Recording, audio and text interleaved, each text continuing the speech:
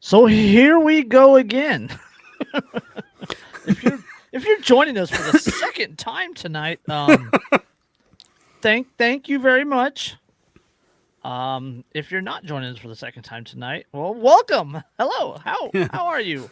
Good to have we you don't here. talk about that last attempt. That didn't happen. What's the Akuna Matata? It's in the past. It Yeah. doesn't matter. Yeah. Who cares? Yes, the past can hurt. But, yes. That was like 5 seconds ago. It's dead to me now. Yes, that one's between us, the 6 people that were watching, and the FBI archives.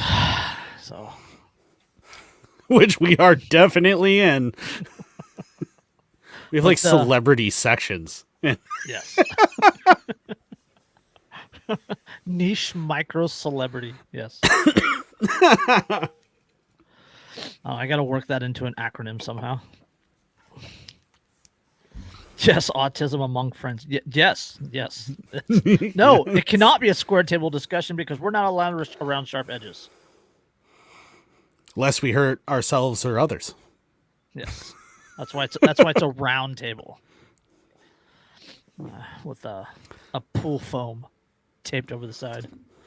That's why we get the grippy sacks.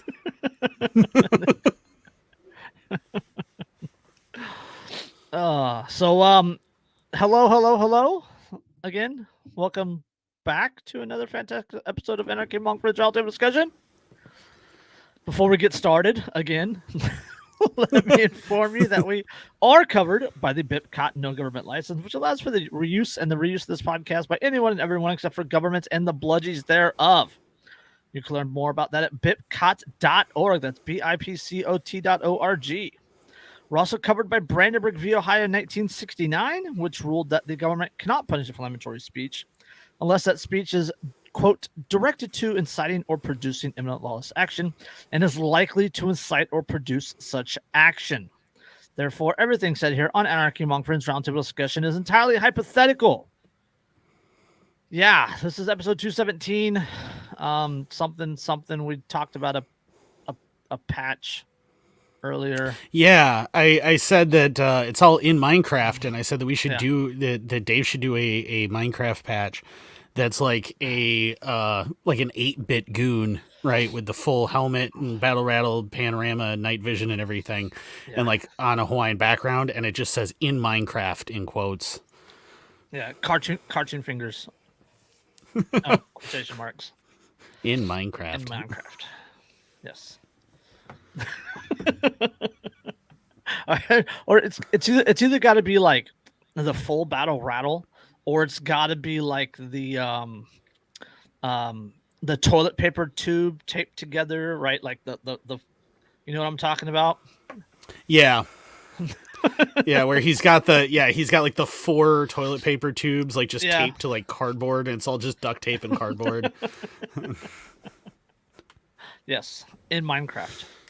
Yeah, Dave says that's good. Yeah, that would be a good one. Yeah, because Jack, no. See? Dave does not have a grippy sock patch. I think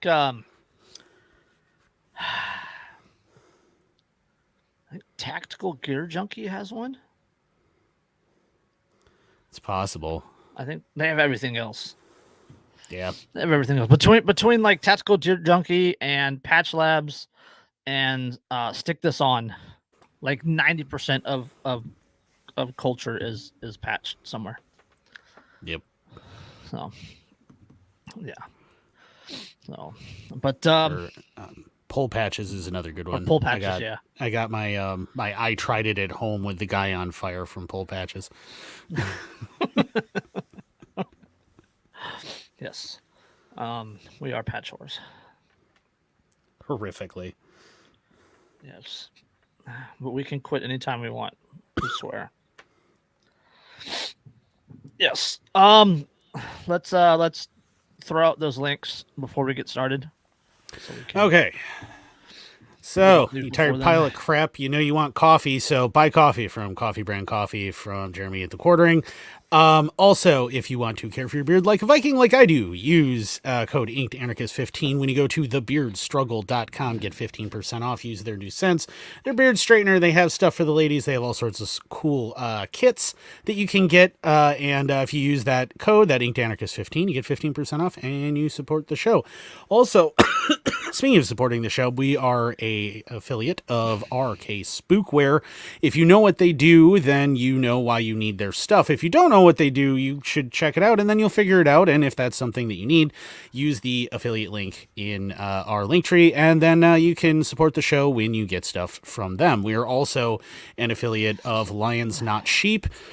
They have super cool stuff. I'm very partial to their Free Man t-shirt, which I have. Unfortunately, I couldn't find it in time for the show or I would be wearing it. They have all sorts of other patches. They have all sorts of other cool stuff. They have a cool ugly Christmas sweater featuring guns and grenades. So check them out. And when you go to it, you use the link in our link tree, get a discount, and you also support me when you do it. Also, we are an affiliate of Reaper brand apparel, which is that hat right over my shoulder there. And they have all sorts of cool stuff. They have hats, they have hoodies, they have t-shirts, they have a bunch of cool stuff. They also have a very cool message, and you should probably take the yeah, pretty much. And yeah, we are expecting to get cut off partway through this. Yes. They have cool hats, cool patches, cool hoodies. Take the 10-day Broken Not Defeated challenge so that you can improve your life. It's life-changing and it's super cool. I'm really proud to be an affiliate of theirs and help spread their message of self-transformation. Also, make sure that you buy Derica's book, Think for Yourself, a thinking workbook for beginners. It's $10. It's on Amazon. Please read the book before you leave a review, for the love of God. Also, check out Dave at Poppins Patches. He makes some super cool patches, supports the show. We love them. They are absolutely awesome, and they're very well made. And he's got a ton of nostalgia stuff, and occasionally listens to us when we say make designs, and then he makes designs. And I still like them, even though he made the absolutely awful design that we do not speak of. Dave made a patch for Andrew's bird story. In case you guys didn't know. Them that we do not speak of. And it was just one time though. It was just one time though. Yeah, it was just one time, and so is the patch production, so you can't have it. It was just one time. Yes. But yeah, check out Poppins Patches. Is that everybody? I feel like I always forget someone, but I don't know. Did you do Coffee Brand Coffee? Yes. Start out with Coffee Brand Coffee. Beard Struggle. Arcade Spookware. Yep. Lions Not Sheep. Yep. The other one that you Reaper. Reaper. We did Reaper. Derica's book. We got that. We got Dave. Go to Linktree. Find them all. Yeah. Anyway. But yeah, Minnesota Buckshot links first. Planning on this bad boy getting shut the F down. That's entirely possible. Yeah, that's if we get droned during this show, I had an idea. Like there was something I wanted to talk about, and I didn't know if the boys would be up for it. And then Andrew said something, and I went, oh yes. So that's what we're gonna bring up. We're going to bring it up in relation to something else that the anniversary is coming up. And then we got an op-ed written by Orrin McIntyre that I want to bring up.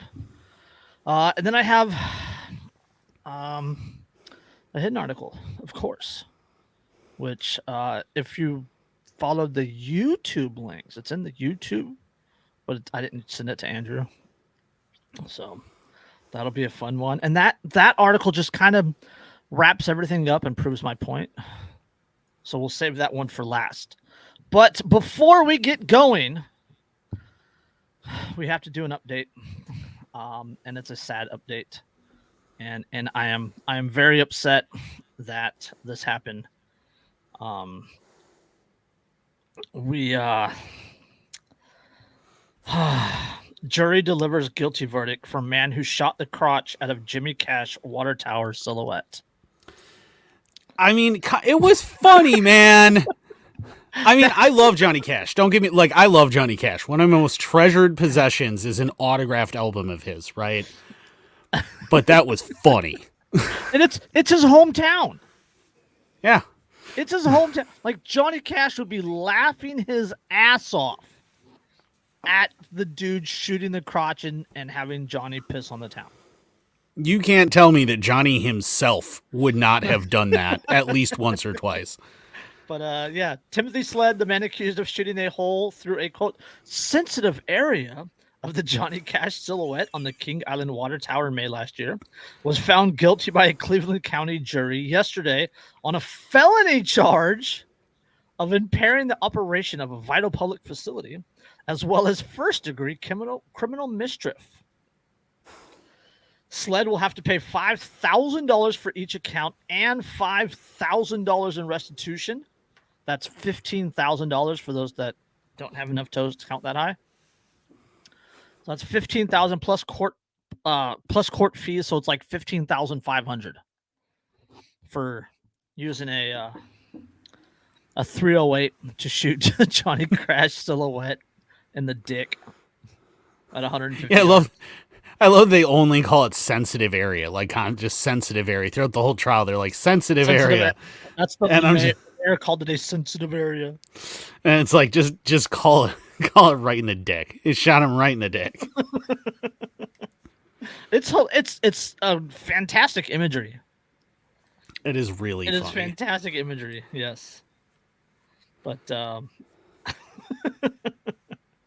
yeah, Johnny Cash would have been laughing his ass off about that one. Well, yeah, don't forget Johnny wasn't exactly a huge fan of his hometown. No. Yeah. It's just the imagery is just fantastic. I the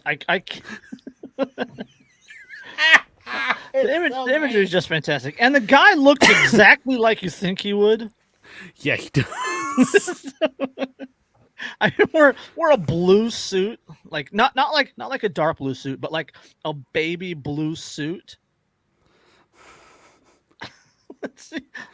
Hold on, I gotta find that picture now. But yeah, he wore. Yeah.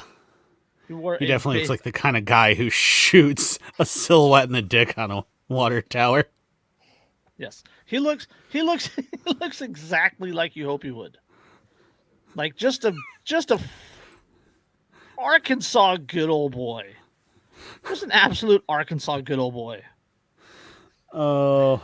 Yes. Shot the dick.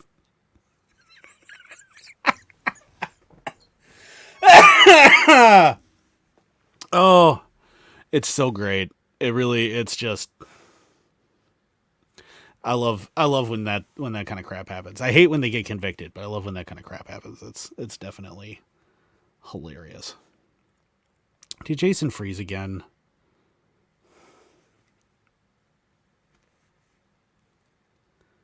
Yeah, Jason froze again. Man, I can't wing this on my own. No, let's see. Check. There you go. There you go. Now you're back. Fucking internet is cycling or something. I don't know. There it goes again. Well, we'll cross our fingers that everything works out.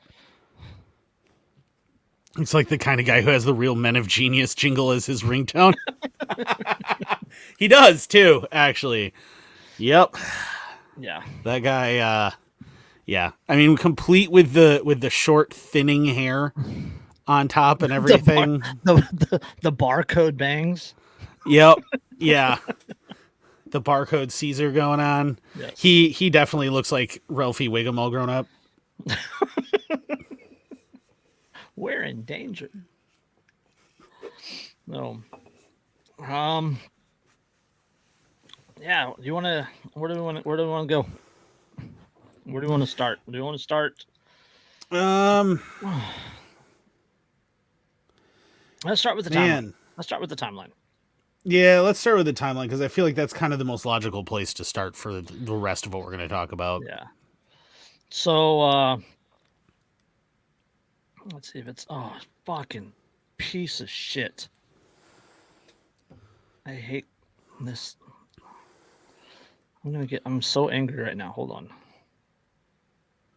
The number of ads that these things have come up. Oh, you have to register or subscribe. No, I don't wanna. Leave me alone. Hang on, I'll get to it. I just gotta copy the link, throw it in Brave. You can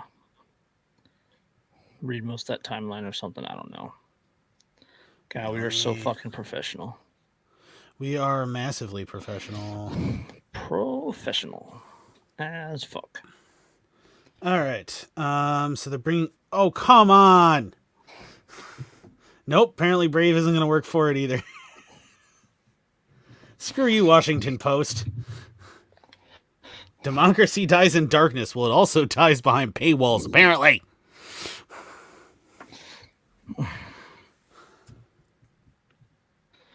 Let's see. Come on, work for me. Work for me. Let's see. Okay, I think it's gonna work for me. Okay, so what we're talking about is April 5th is the anniversary of the start of the Bundy Ranch standoff, which is what today's April 2nd. So April 5th is the anniversary of the standoff. Can you pull this up for me, Jamie? If we had a Jamie, I don't know. That would be. I mean, I wish we did. That would be awesome. I am Jamie. I am Jamie. Yeah, I'm just trying to see. So I got it up. I got it up on the computer. Oh, okay. Yeah, we are professional AF. So background, the Bundys had, or the Bundy family, not necessarily Cliven, but the Bundy family had deals with Nevada territory before Nevada even became a state.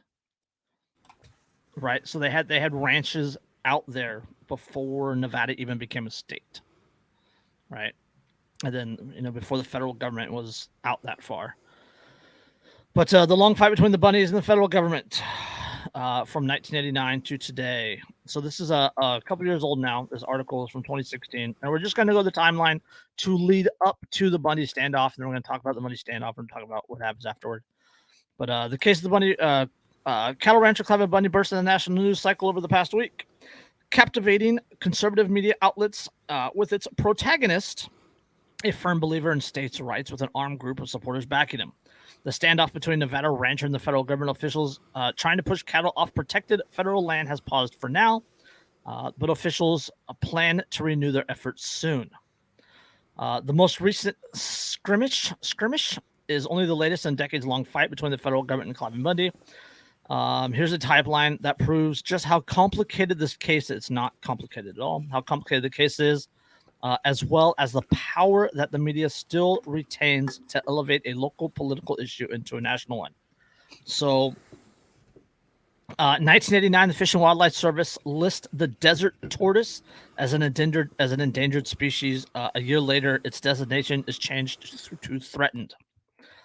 1993, the Washington Post publishes a story about the federal government's efforts to protect the desert tortoise in Nevada, near Las Vegas. The Bureau of Land Management designates hundreds of thousands of acres of federal land for strict conservation efforts.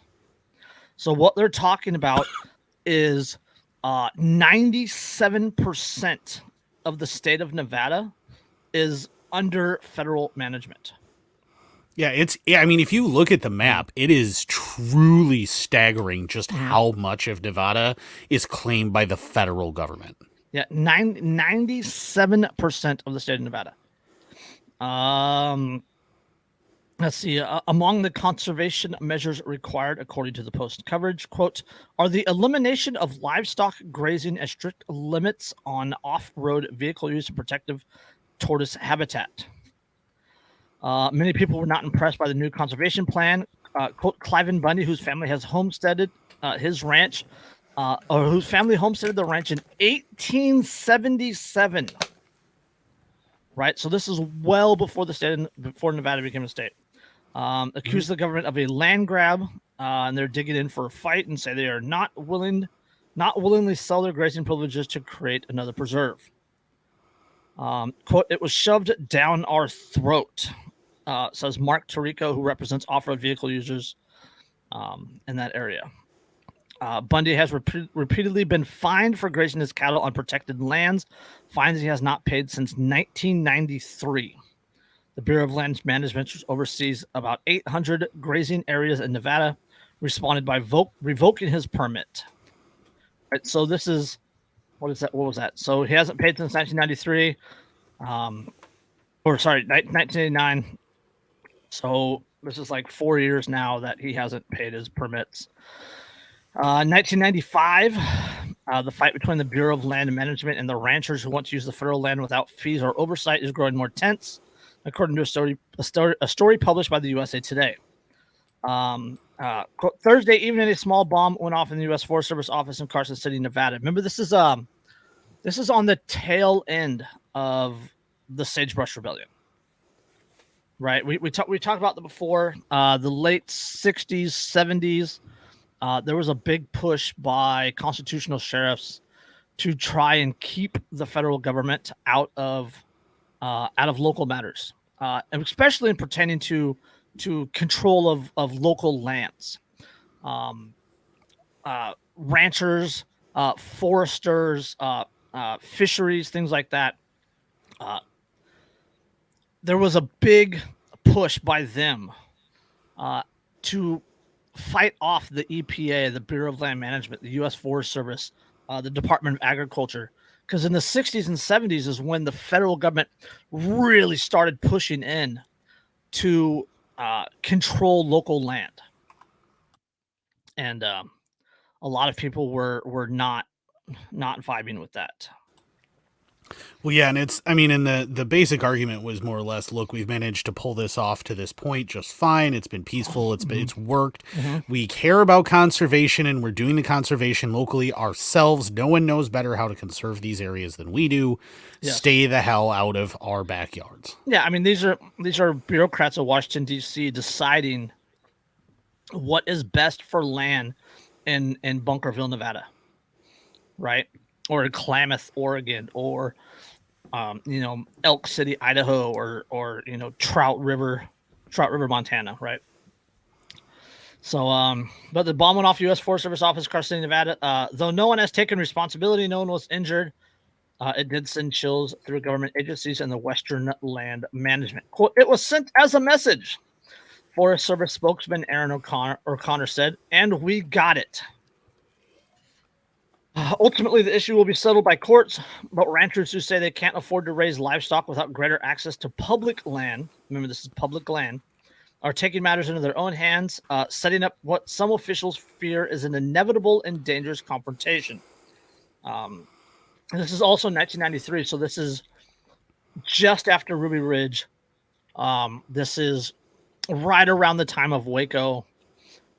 When this article came out, the standoff had already started, but they hadn't had all the people burned up yet.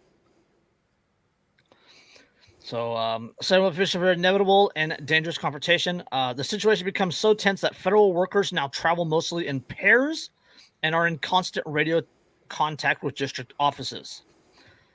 Jim Nelson, Forest Service District Manager for Nevada, said, quote, I'm concerned about the safety of my employees.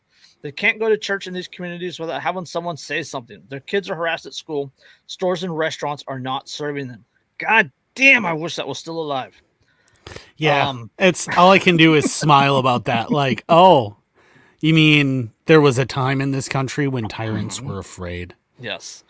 Nelson, who oversees 7 million acres in Nevada, Right, this is a federal forestry management man, or federal forestry management who oversees 7 million acres of Nevada land. Says his agency is just doing its job, which is to ensure that the land remains healthy and viable for ranchers and any other who wish to use it. You're trying to stop the rancher from using it, bro. I was going to say, you're not trying to do anything to help the ranchers. You're literally telling the ranchers that they can't ranch. Yes. The battle is being called Sagebrush 2, a sequel to the 1970s movement that sought a state takeover of federal public lands.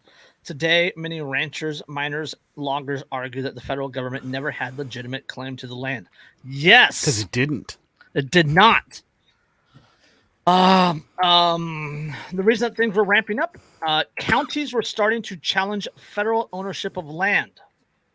Right, in 1991, Caltron County in New Mexico passed an ordinance that claimed state ownership and local management of public lands within the state.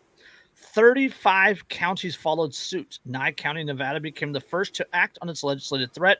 The county commissioner bulldozed his way down a closed national forest road.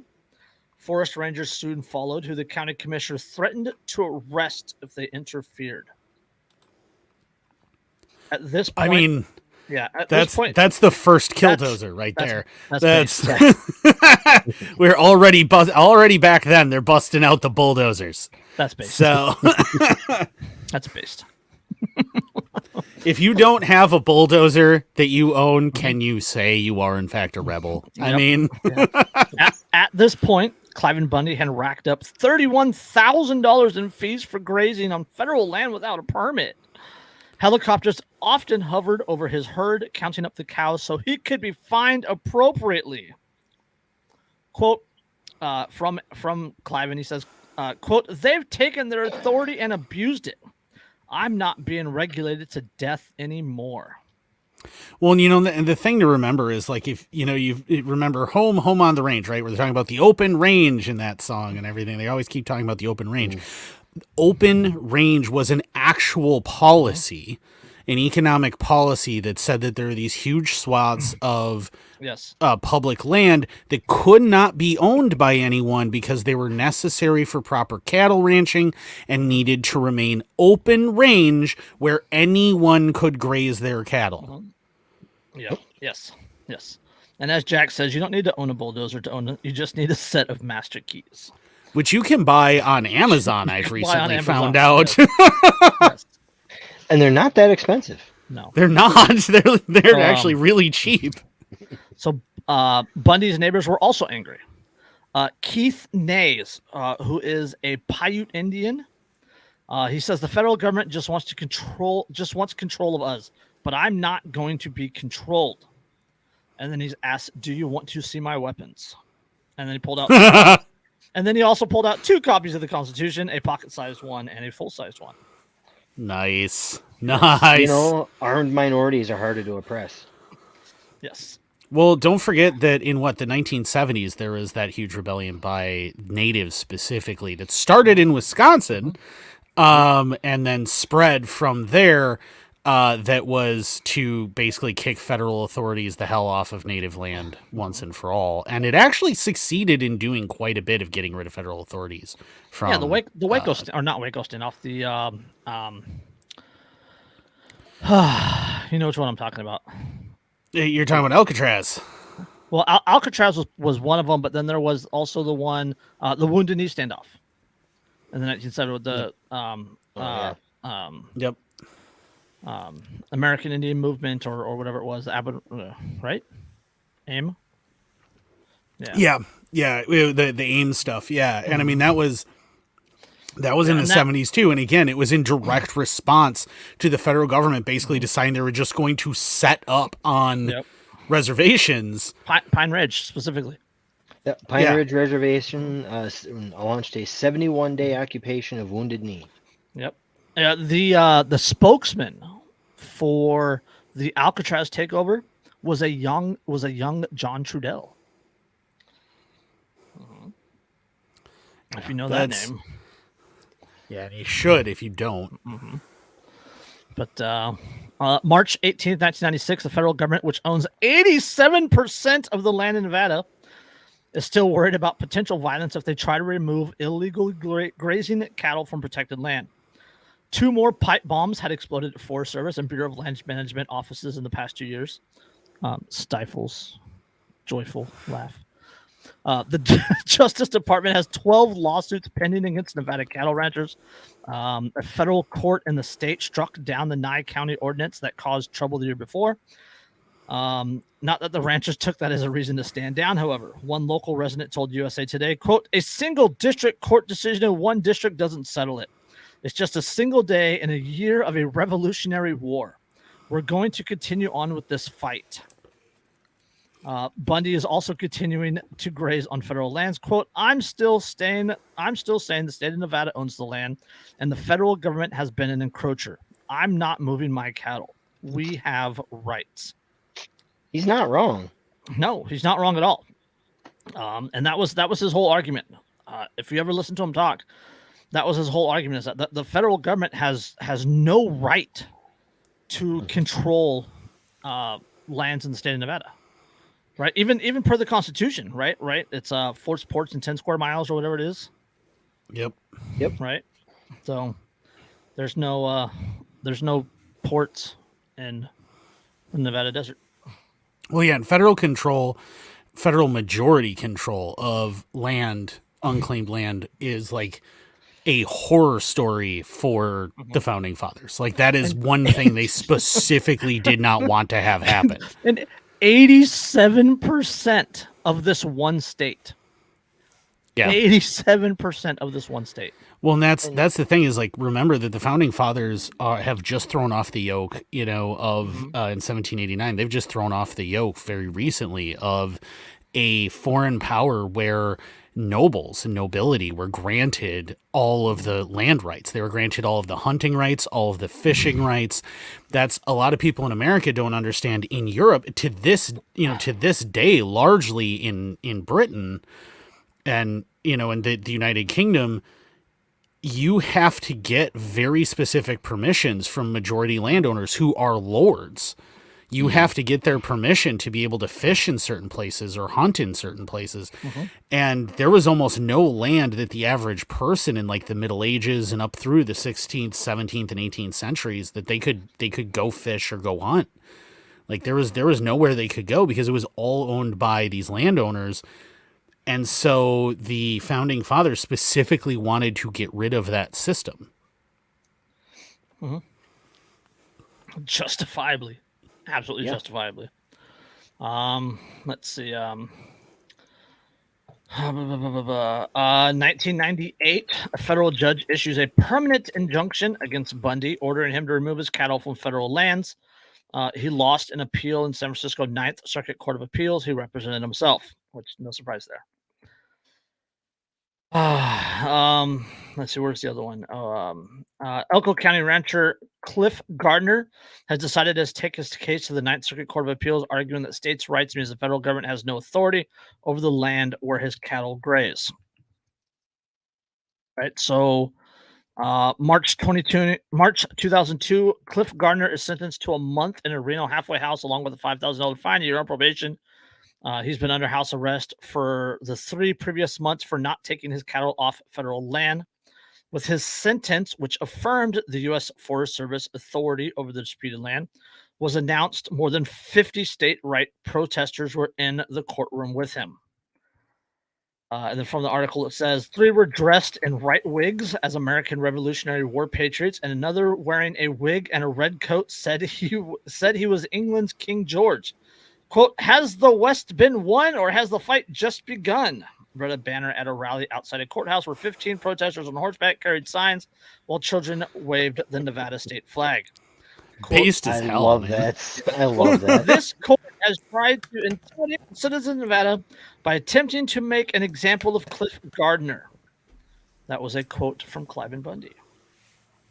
All right, so that's 2002. He gets $5,000 fine, a year of probation, and he spends 3 + 1, so 4 months in a halfway house for running his cattle on federal lands, on land that the federal government claims. So that's July 2009. The federal government is still fighting with local ranchers. They have signs posted all over the public land stating that it's off limits for grazing. Gail Maris Smith, who manages the area for the BLM, says equally as violent, I will say. Some signs have been chainsawed down. Others have been filled with bullet holes. There haven't been any confrontations out there, but we have to be careful. We have to travel in pairs. There's a fabulous photo somewhere out there, and I haven't been able to find it since the one time I saw it, but it's one of those signs covered in shotgun pellet holes, and there's like just nothing but cattle behind it, just as far as the eye can see, and it's just a beautiful photo. Clive Bundy, local farmers, one of those who resent the change. To protect an endangered tortoise, Clark County has set aside habitat by buying and retiring all of the government grazing lands in Gold Butte. But Bundy still runs his cows there, though, even though since 1993 has been ordered not to because he has no permit. Bundy said his family has grazed there since the 19th century. Remember, this is a homestead in 1877. But he says grazed there since the 19th century. He doesn't recognize the authority of the federal government, which I agree with. Nor should he. He has threatened resistance if anyone enforces the court order to remove his cattle from the wilderness. Quote, "It's so blatant." That is Rob Maraca, a conservationist who works for the Center for Biological Diversity in Las Vegas. Quote, "Anyone can go out there any time of the year and see cattle. BLM employees trying to protect sensitive plants and animals are very frustrated. It's a problem that's going on and on." Right, so that was in July 2009. April 2012, the BLM plans to round up Bundy's cattle. After several threats, these plans are abandoned. The Center for Biological Diversity files an intent to sue against the BLM for canceling their plans. May 2012, the BLM files a complaint in a federal Las Vegas court seeking an injunction against Bundy. Right, so now we have non-state actors suing the federal government for refusing to enforce the law, essentially, right? And don't forget that this is because of a single species of tortoise that was initially listed as endangered and then downgraded in threat category to just threatened. Yeah, Dave says my favorite is the one that talk about the photos. My favorite is the one of the guy with the rifle between the two concrete blocks overlooking the standoff. Yes, that is yes. EJ Parker, Eric Parker, Idaho 3%ers. He recently ran for Idaho State Senate. I believe he lost a close race though. Yeah, I'm pretty sure EJ lost. Yeah, so. But yeah, that is EJ Parker. That is a absolutely fantastic photo, and he's holding a Arsenal AK. I think it's a 107, if I remember right. Yeah, if I remember correctly. I think so. Yeah. Yeah.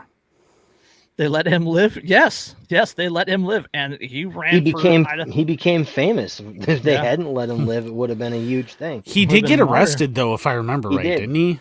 Mm-hmm. He got arrested. I believe he was actually charged, and the charges were dropped. Mm-hmm. Which is why, if you're going to do things like that, you wear something like this. Yes. So February 2013, after endless complaints from ranchers and hunters, Nevada Republican Governor Brian Sandoval demands the resignation of Kenneth Mayer, director of the Nevada Department of Wildlife. One of Mayer's biggest projects was deciding whether to add another Nevada animal to an endangered species list, the sage grouse. He had mapped the best places to mark as protected sage grouse habitats in the state, and the best places to encourage environmentally safe economic development. Ranchers thought his conservation efforts were misplaced. The president of Hunter Alert told the New York Times, quote, "What did Ken Mayer do? Nothing. Just habitat, which is a terrible thing for a person in his position to do. You get instant results when you poison a raven or shoot a coyote." Hunters also prefer predator killing because its effects on the deer population. Scientists counter that ecosystem preservation is far better to stop extinction than predator management. Well, the other big argument too. Gerard Lent, a former chairman of the Nevada Board of Wildlife Commissioners, called these findings, backed up by extensive research, voodoo science. Yeah, I mean the big thing is that you have to remember too with this is that we, as Americans, wiped out the majority of buffalo populations out on the plains and out in these territories, right? That we're talking about, these areas that would have been covered in buffalo. Remember why they did that, right? Right, they did it to starve the natives to death. Yes, the federal government paid a bounty on the bison, on the American bison. They also did the same thing for the wolf, right? It wasn't ranchers that were shooting wolves. It was bounty hunters. Yep. So, but we wiped these out. And one of the things that you got to remember when it comes to the plains and it comes to these big territories like this, they need that churning up by cloven hoof animals in order for the ecology to continue properly. It cannot continue properly unless some sort of a ruminant is churning up the dirt and eating a bunch of it. Like that has to happen because of how dry it is. Yeah, right. This is high desert, right? I think 3,500, 3,800 feet, something like that. Right, with an annual rainfall of less than 10 inches. Right. This is just north of Las Vegas. I think it's like 150 miles north of Las Vegas or whatever. But this isn't right. This isn't forest land, right? We're not talking about trees and waterfalls and campground area and all that good stuff, right? This is desert. There's nothing out there, right? Yeah. Right. And, so the ranchers created the water tanks. The ranchers built the water tanks to water the cattle, which is also used by the wildlife. So they help the wildlife by having their cattle out there, by churning up the land, right? By diversifying. Cow manure is fertilizer. Yep. And that's the other thing too, is those ruminants are then dropping all of their droppings across the plains. It's fertilizing it. It's keeping everything going. That is an ecosystem that is built to have huge groups of very large ruminants in it. And right now it doesn't without the cattle. Yes. So August 2013, a court order says Bundy has 45 days to remove his cattle from federal land. October 2013, a federal district court tells Bundy not to, quote, physically interfere with any seizure or impoundment operation. I was going to say, sure. Yep. We'll see how well that one goes for you there, Scooter. Yes. So this is March 15, 2014. After nearly 20 years, the Bureau of Land Management sends Bundy a letter informing him that they plan to impound his, quote, trespass cattle, which had been roaming on 90 miles of federal land, 90 square miles of federal land. BLM averages 4 livestock impoundments a year, usually involving less than a few dozen animals. So that's March 15, 2014. March 27, 2014. The BLM has closed off 322,000 acres of public land and is preparing to collect Bundy's cattle. Bundy files a notice with the county sheriff department entitled, quote, Range War Emergency Notice and Demand for Protection. Bundy also says he has a virtual army of supporters from all over the country ready to protect him. He wasn't lying. Yes. No, he wasn't that. Yes, he also has Gardner. Remember, Gardner is the one that was a fellow rancher that got 4 months in the halfway house and the year of probation, $5,000 fine for running cattle. He also has Gardner, quote, I think Cliven is taking a stand not only for family ranchers, but also for every freedom-loving American, for everyone. I've been trying to resolve the same type of issue since 1984. Perhaps it's difficult for the average American to understand, but protecting the individual was an underlying factor of our government. My support is that I am determined to stand by the Bundy family in any fashion it takes, regardless of the threat to life or limb.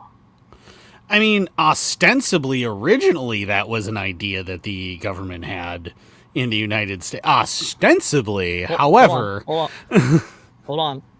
Clark County Commissioner Tom Collins, who also supports Bundy, said, quote, "The U.S. government has perpetrated a bigger fraud on people over these tortoises than Al Capone did selling swampland in Miami." Yeah, Yeah. I agree with that. I mean, at least there was proof that swampland existed in Miami in the 1930s. That's Right. true. Anarchy Drug High Desert Ruminant will be my new Twitter handle. Yes, Jack. Hashtag BLM Freedom Grabbers. Absolutely. Yeah. Because I mean, you got to remember the BLM, just like the EPA and everything else, they don't actually manage land. They don't actually protect the environment. That isn't what they do. Their job is simply to enforce. Yeah, their job is to enforce regulations against people who want to use those things. It's unelected bureaucrats, right? It's Chevron deference. Mm-hmm. Well, that's 90% of the federal government is unelected bureaucrats. That's absolutely true. Well, yeah, and don't forget that Chevron deference comes from a case between Chevron and who? The EPA. The EPA. April 1st, 2014. Bundy's 14 children and 52 grandchildren are all hunkered down inside his house waiting for the BLM to arrive. Bundy is given constant interviews and making constant calls to local and state officials. BLM sets up 2, quote, First Amendment areas in nearby Bunkerville. You keep using those words. I do not think it means what set up, quote unquote, First Amendment areas. No. See, we're not infringing on your rights. You can totally protest in this designated fenced-in area where you need to register your name and home address and make sure that you surrender all firearms. And if I remember right, the designated First Amendment area was a alcove on the highway, like a quarter mile or so from the gated area. Yep.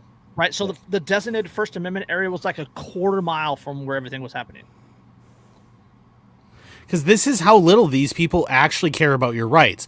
They rank so low that they're like, just give the peasants some little place to whine.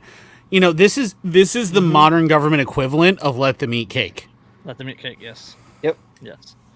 April 2nd, 2014, around 30 protesters line up outside the livestock auction house to protest the sale of Bundy's cattle. If Bundy doesn't pay the fees he's accumulated, his cows will be sold to another buyer.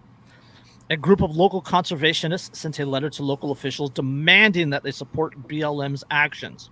One of those people was Bundy's cousin, Terry Robertson.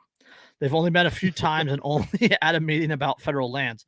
Quote, he's just in a world of his own. I don't think he's working on all 4 cylinders, Robertson said. Bundy retorts that his city slicker cousin doesn't know what she is talking about. Quote, my cattle are the kind of cattle people look at Whole Foods. This would be just like my oldest sister be giving a character statement on me.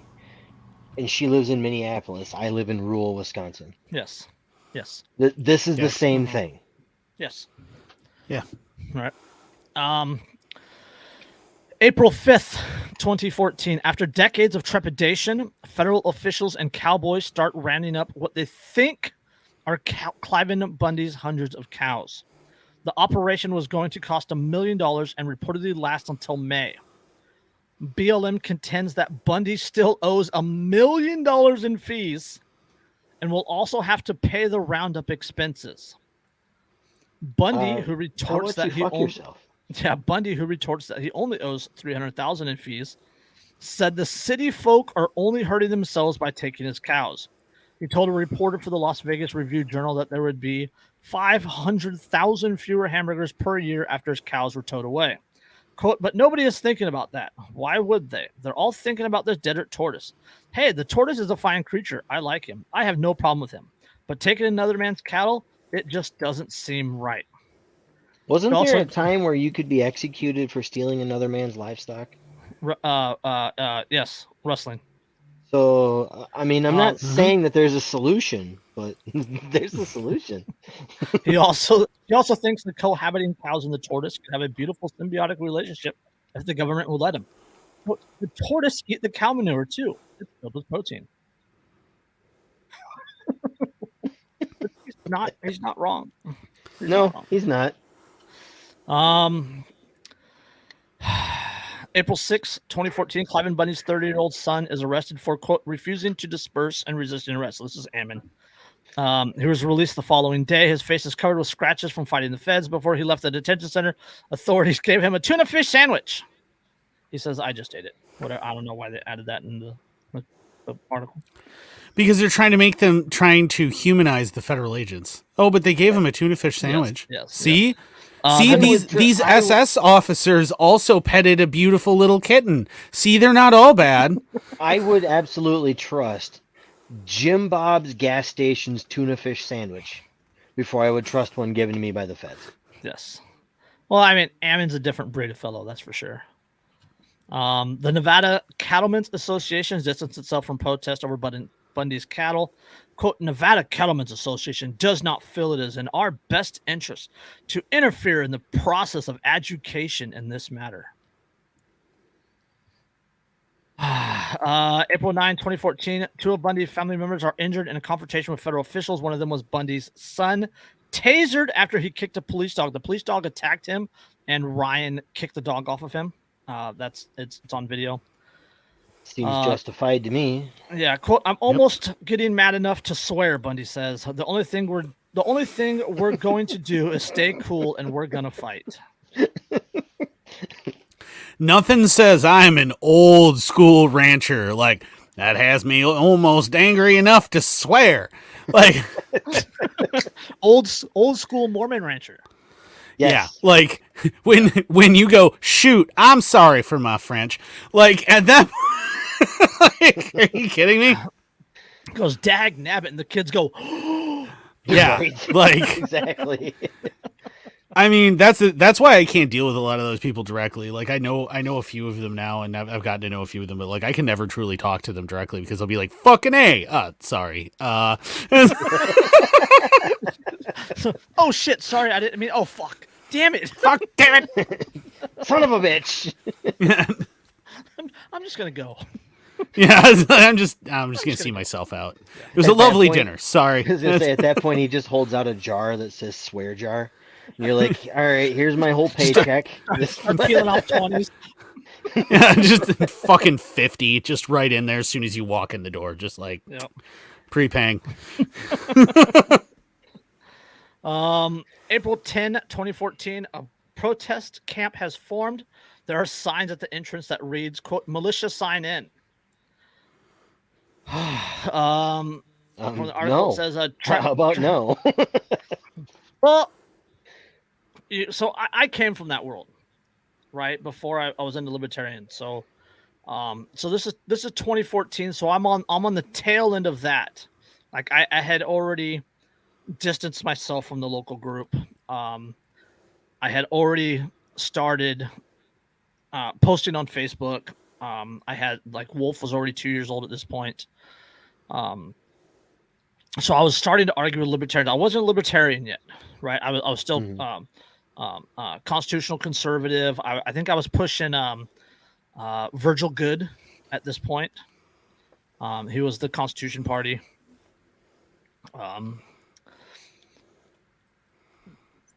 There were some conversations about heading out there, right? There were people that came from all over, right? There was a lot. Remember James Yeager. Remember James Yeager went out there.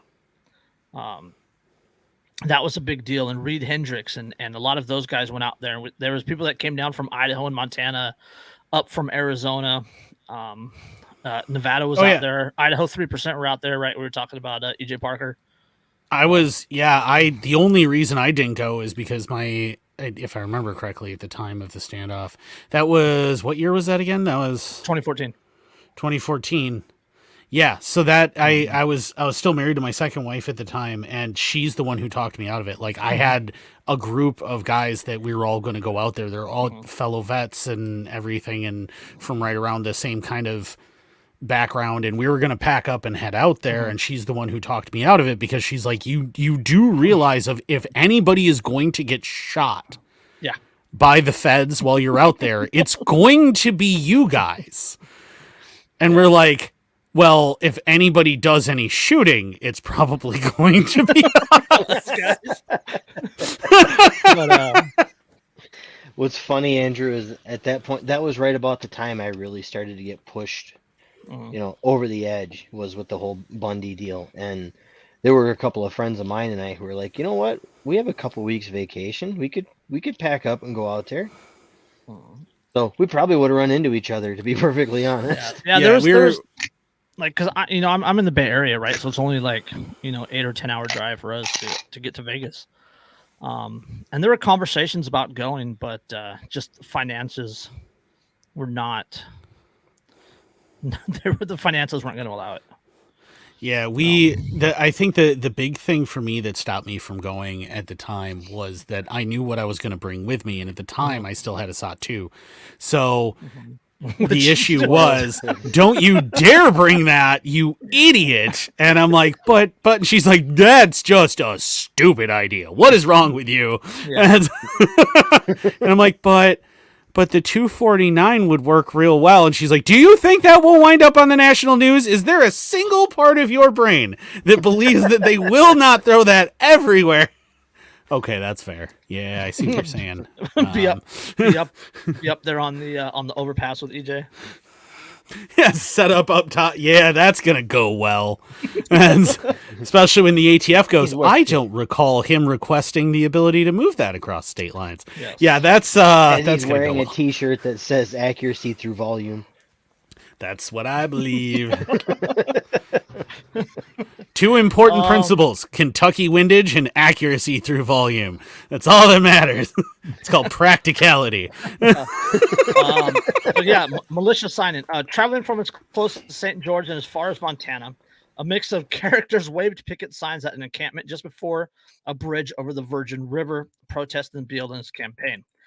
Quote, "This is a better education than being in school. I'm glad I brought you. I'm a good mom," said Alona Ennis, a 49-year-old mother from St. George and Bundy relative who brought her 4 teenage sons to the ranch. Quote, "They're learning about the Constitution." Why it's a paper shield. Yes, Jack Fout, Bundy's first cousin, drove his forest green 1929 Chevy truck from Mesquite loaded with water and Gatorades. Quote, "It's not about cows. It's about freedom and how to make our own choices close to home." Yes. Yep. It's not about freedom. It's about the freedom to make our own choices close to home. It's about letting a community decide what is best for a community. Yes. That's what it's about. Instead of the lords on high determining what's best for everybody. Yes. Paulo Pera, a 27-year-old tattoo artist from Las Vegas, even showed up with two of his friends to support the rancher. Dressed in baggy clothes and covered in tattoos, the group carried signs that read, quote, "Tyranny is alive," and "Where's the justice?" in red spray-painted letters. One of Pera's friends, who would not share his name, had a pistol tucked in his waistband. I just want to point out, think about it, picture this, okay? You have the Mormon ranchers who are afraid to even swear, right? And then they are getting support from such a diverse group of people that there are a bunch of dudes in baggy clothes covered in tattoos. Gosh, I don't know who those people could be. And who are not affiliated with Andrew whatsoever. Yeah, couldn't possibly be a reference even to me. But a bunch of you got so many diverse people there, right, that are willing to support him in this. That you have You have other Mormon ranchers. You have a ton of vets. You have heavily tattooed vets who drink and swear and smoke and everything else, like myself. You have these tattoo artists. There were a whole bunch of natives there that were also protesting. There were a lot of natives there. Yep. Yes. Yeah, you have all of these people coming together, and when that many diverse and possibly disagreeing people all simultaneously oppose you, it's time to pause and consider that you may in fact be the bad guy. Andrew shows up in an eagle costume. Dude, I need that eagle mask to just do my Spirit of America, because I'm doing that for Halloween this year. Para, who decided to make the trip when he heard about the violence that broke out on the ranch, quote, "I think it's bull, and it really made me mad. This isn't about no cows or turtles." No, it's about exactly, and it never was. Yeah, it was never about cows or turtles. It has always been about the federal government demanding that they get to dictate to people exactly what they may and may not do, regardless of whether it's constitutional, regardless of whether or not it's in anyone's best interest, simply because, well, but we say so, and how dare you question us? That's what it was always about. So, what was it? April 1st is when they sent the letter. Then they started showing up. April 5th is when they showed up. Right. Let them have it, Jack. Yeah, April 2nd is when the protesters started showing up. April 5th is when the BLM started doing their thing. April 6th, Ryan gets arrested. Ammon gets abundant. April 9th, Ryan gets tased. April 10th is when more protesters show up. April 12th, BLM decides not to enforce their court order. Quote, "Based on information about conditions on the ground and in consultation with law enforcement, we have made a decision to conclude the cattle gather because our serious concerns about the safety of employees and members of the public." Based upon the conditions on the ground, like the hundreds of rifles aimed at us. Completely unrelated, Andrew. You remember how powerful the imagery was, right? Yeah. Right? Like underneath the overpass, there was all the BLM. There were the BLM enforcement guys, which were dressed like fucking Delta Force. Right? They had the panel black gates SUVs. Up. Yeah, the black SUVs. They had the panel gates up, and they're all standing there, and they're looking down. Men, women, kids on horseback, waving American flags. The rifles are pointed at the sky. Right? They're not pointed at BLM. BLM rifles are pointed at them, but they're not pointing rifles. Well, I mean, EJ was. There is, I would say, just about, if you look, just about everybody on that overpass who's peeking through those little gaps, those guns are aimed at BLM. Yes. Well, but they're on Overwatch. To be fair, there were FBI snipers on the hill overwatch the Bundy Ranch, and they had rifles pointed at Bundy's the entire time. So you have Overwatch. That's Overwatch. That's on video. Yeah. Yep. So you have Overwatch aiming at each other, and then you have down on the ground, you have the ground forces for the BLM aiming guns at men, women, and children, and dogs, and horses. Over cows. And right, but over cows and tortoises. It's not really about cows, though. It wasn't really about cows, right? You can argue states' rights, you can argue localism, you can argue federal overreach, all those things. The cows were just the medium that was used to facilitate the argument, to facilitate this action. Let's see. Minnesota Buckshot says, "I seem to recall me and my Mosin trying to convince my school buds to carpool down to Nevada." Yeah, there were a lot of us. I was. There I was were in quite some a of those few of us forums. that were actively, trying to make travel preparations and trying to find, enough buddies to pool resources, to carpool down there. And my circle at the time, they thought it was going to be ground zero. They thought I thought it was going to be ground zero. Was going to start right there.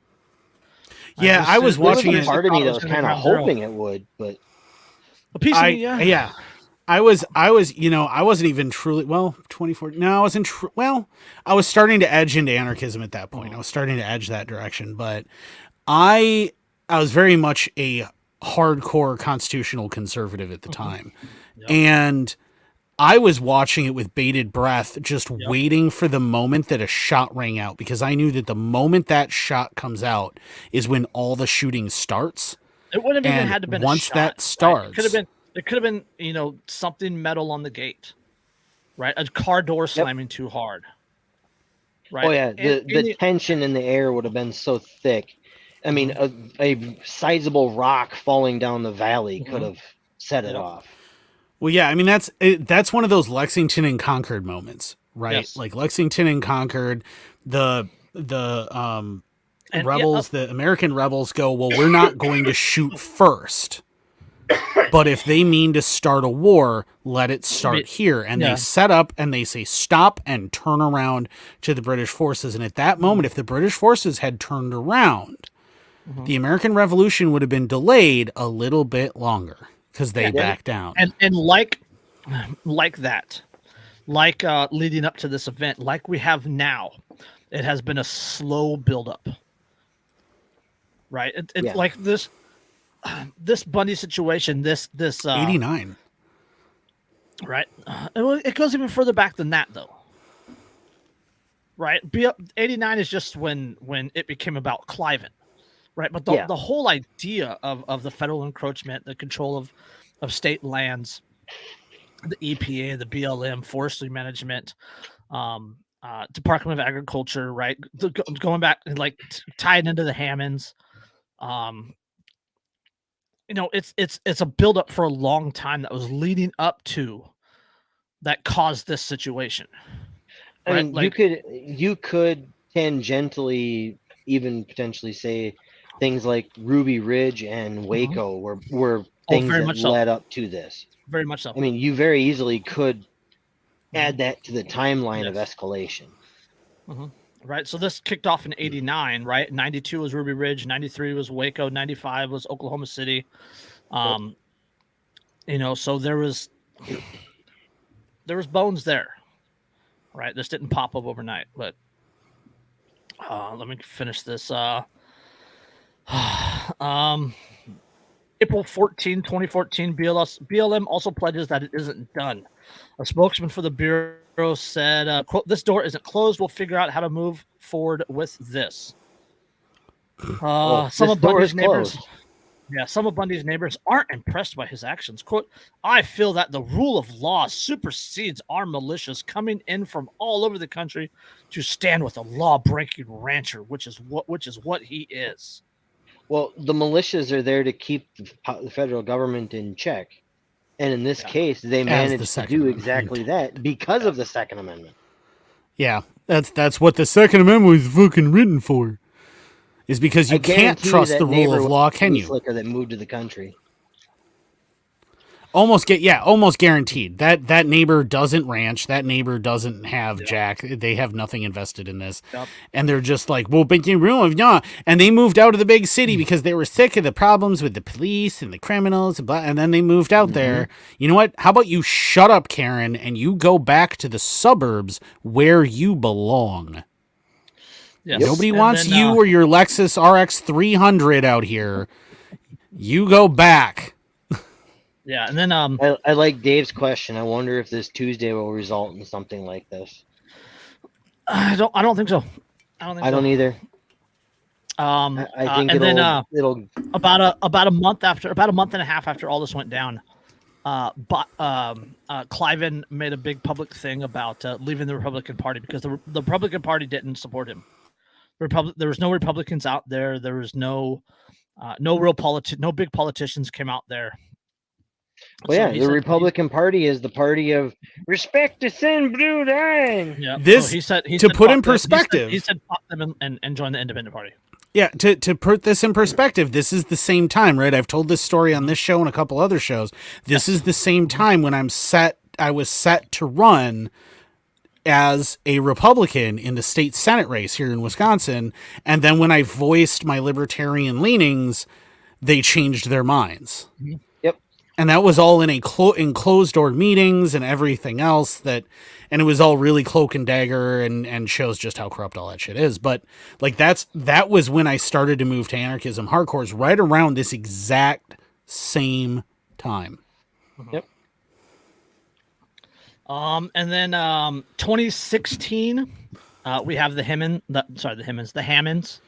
the protest in Oregon, and then they go in, the Mauer Wildlife Refuge, and I have a different opinion on the Mauer Wildlife Refuge occupation. I understand it. I don't think it was the best way to go about it, but I understand why they did it. And then I absolutely understand it. Like you said, and then, it's probably not the best course of action. But. All right, then we have the then we have Lavoie's death, and I've gotten to see a lot of is it Chalice? Yeah. Is it Chalice? Finicum on TikTok, and Instagram. And a lot of her stuff. One Cowboy's Daughter. Yep, One Cowboy's Daughter on TikTok. She posts a lot about about Lavoie and his death and what he was about. Yeah, his murder. Yeah, well, because she was there, if I remember, she was in the truck. Mm-hmm. No. Her other sister was in the truck. Her other sister. Okay, it was the other sister who was in the truck. Okay, but her other sister is the one that recorded it, right? And Ryan Bundy, the one that was tased at Bundy Ranch, at Bunkerville, Ryan Bundy was also in that truck. So, there's some 6 degrees right there, but following that, right? Ammon and Ryan, Cliven, they get arrested. Cliven gets out on because he's like 70 years old or whatever, so he gets to go home and stay there. But January 8, 2018, right? So this is I think it was like 22 months after they were arrested. 22 months they were not given bail or bond. Right, so this is 22 months in a federal penitentiary. Yep. I think they were in solitary confinement for like 13 months or 15 months, something like that. Let's see. This is a judge dismissed conspiracy charges against rancher Cliven Bundy and his sons, marking an extraordinary failure by the U.S. prosecutors and a decisive victory for the Nevada family who ignited a lands right movement in the American West. Let's see. Where do I want to get to? Okay. Fuck you. Oh no, it's not just a fuck you. It was a huge fuck you. It was a bigger fuck. It was a bigger fuck you than the standoff itself. Mm-hmm. Right. Cliven Bundy, 71, and his sons, Ammon and Ryan, were accused of assault, threats against the government, firearms offenses, and obstruction stemming from the family's refusal to pay grazing fees for their cattle in Nevada, which escalated into an armed conflict at the ranch in 2014. The judge declared a mistrial. An armed standoff. I wish it had been a conflict. Yes, the judge declared a mistrial in December and ruled on Monday, that's January, that prosecutors could not retry the case, arguing that the U.S. Attorney's Office had willfully withheld evidence and engaged in misconduct. So the federal government, the judge dismissed the charges with prejudice. Yep, meaning they cannot be brought back. Yeah, so the big thing is, the big difference, anybody who's not familiar with legal terminology, if a judge just dismisses charges, they can be brought again despite double jeopardy if new evidence comes out that the prosecutors can then say this is totally new evidence that we didn't have at the time and now we can re-prosecute. If, however, the judge dismisses with prejudice, the judge is saying that anything new that came out would still be prejudiced as a result of the stuff that was already not allowed that happened for this first one, which means we can never prosecute this case again. It can never be brought again. That's it. It's done. Yes. Yep. A jury found the Bundys not guilty in Oregon in 2016. That's of the Mauer Wildlife Refuge. The jury in Oregon said that they were not guilty of the Mauer standoff. But the case unraveled after defense attorneys argued that the prosecutors failed to disclose evidence relating to government surveillance cameras and snipers at the ranch during the 2014 dispute. 2014. Oh, So you mean so, like yeah. in at Waco or Ruby Ridge? Yes. Right. Yes. Jeff Sessions. That's left to Attorney General Jeff Sessions directed U.S. Attorney Department expert to assist on the case. So, the federal government withheld evidence of their snipers, of their cameras, of their surveillance programs, of the. It also comes out that they actually killed some of the Bundy's cattle instead of rounding them up. They actually like aerial target practice. Killed a bunch of cattle and just buried them in a wash. Right, just push the Mass cattle grave. Mass cattle grave. There's video of the Bundys actually digging some of that up, right? As evidence. And there's like 40 or 50 cattle, and this one just mass cattle grave. It's ridiculous. So. Yeah. Dave, I remember my anthropology professor was so freaking pissed when that decision came out, but his meteorology professor was jumping up and down with excitement. Yeah. Yes. And yes, that would definitely give an alternative meaning to the word ground beef, Dave. Yes. Oh, wah, wah, wah. Come on. Hey, we're all dads here. And as science has proven, dad jokes are good for you. So that's right. See? Yes. Just like having friends who willingly humiliate you at every turn. Andrew. I don't know about that. Not every turn. Not every just when he turns to the right. Because the bird was on the side of the road. Yeah. So. Mother.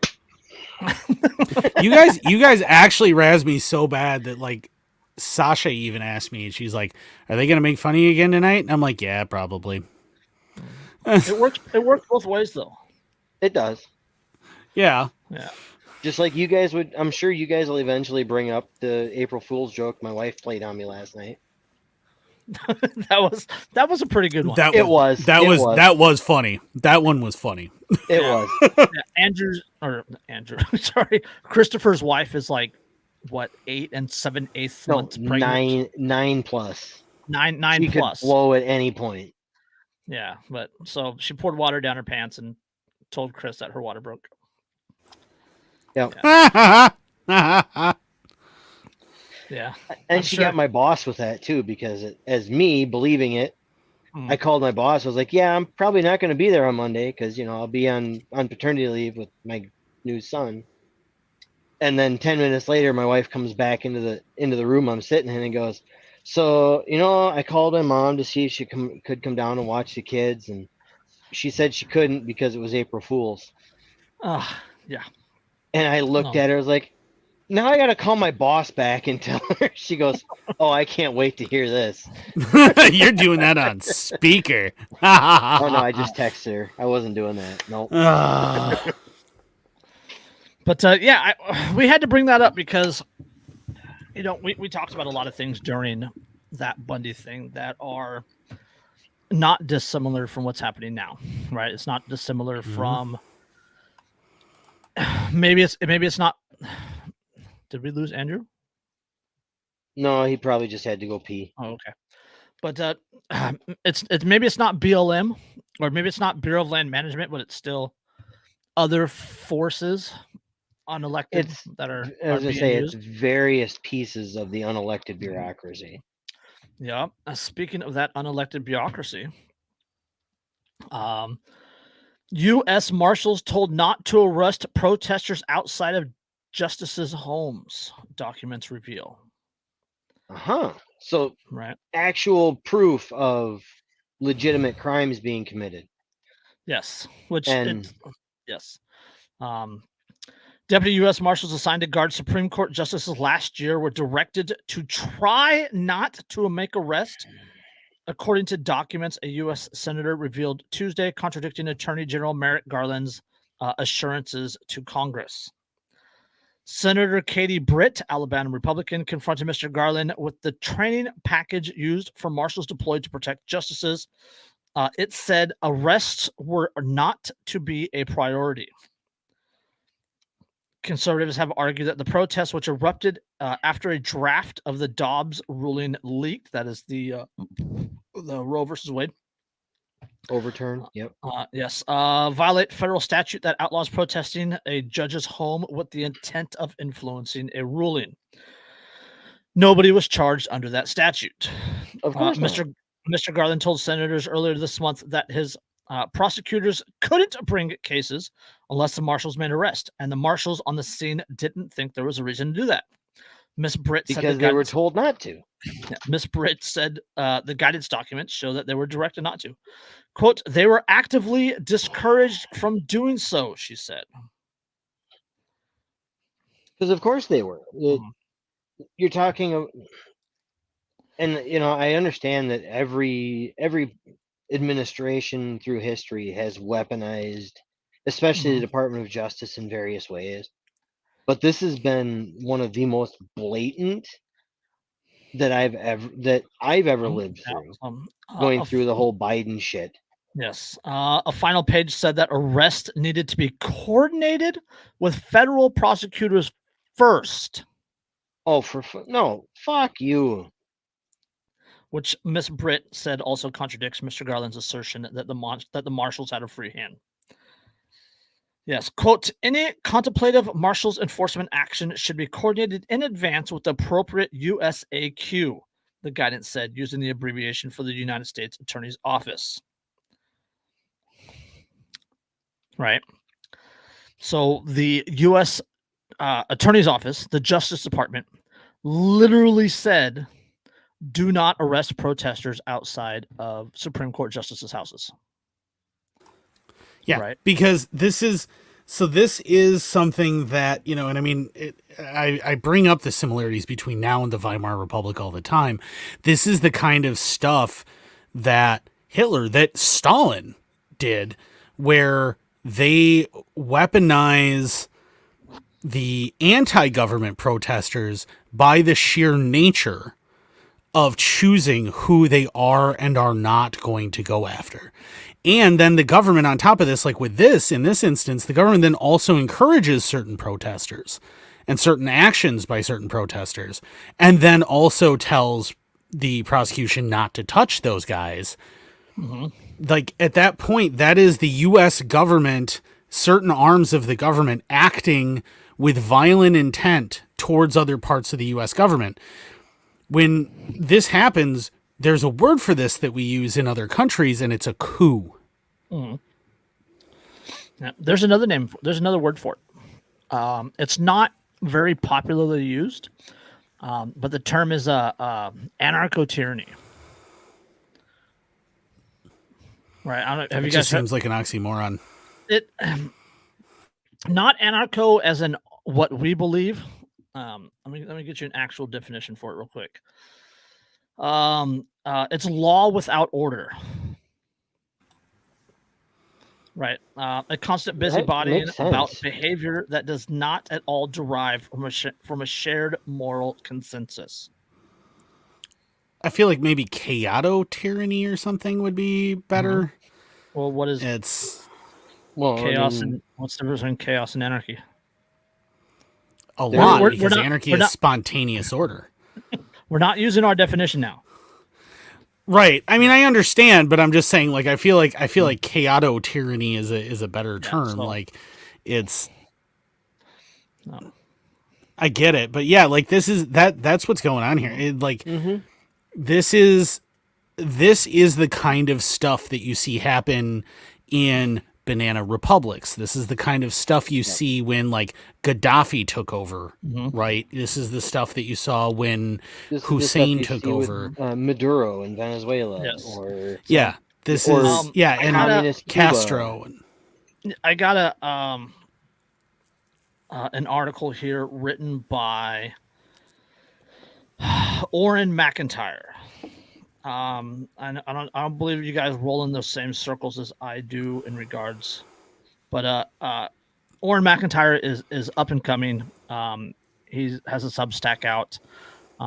He now writes for The Blaze, and He's very much along our lines. But he wrote an article for The Blaze called "Anarcho-Tyranny in the USA." I just want to go over. I don't even want to go over the whole thing, but I want to read enough that it sets up the next article, which is the hidden article, and then we can get into Jack Donovan's piece on "Violence is Golden." I love "Violence is Golden." I do too. Yes. His other article, "I Don't Care," is absolutely fantastic. Also, I haven't Right. seen that one yet. that was. I mean, Yeah. those are probably like his two most popular. But I'll have to drop the link to that one for you too. But his Oren's piece that says law and order in the United States have now descended to a level of anarcho-tyranny in which the government funds rioters with the tax money of their victims.